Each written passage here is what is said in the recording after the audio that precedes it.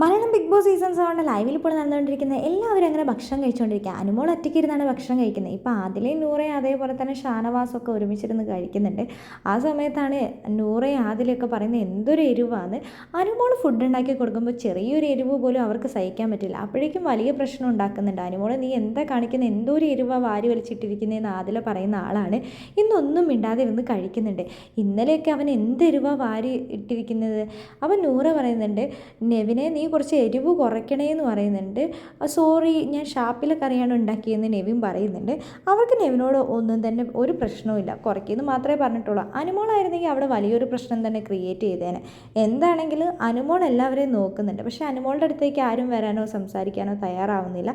ഈ ഒരു പ്രശ്നം ഇവിടെ അവസാനിക്കുമോ, ഇനി അവർ വീണ്ടും ഒന്നാകുമോ എന്നൊക്കെ സാബുവൻ ഷാനവാസിനോട് ചോദിക്കുന്നുണ്ട്. ഈ ഒരു പ്രശ്നം അനുമോൾ പറഞ്ഞത് തെറ്റാണെന്നാണ് ഷാനവാസ് പറയുന്നത്. എല്ലാവരും അനുമോൾക്കെതിരെയാണ് തിരിഞ്ഞിരിക്കുന്നത്.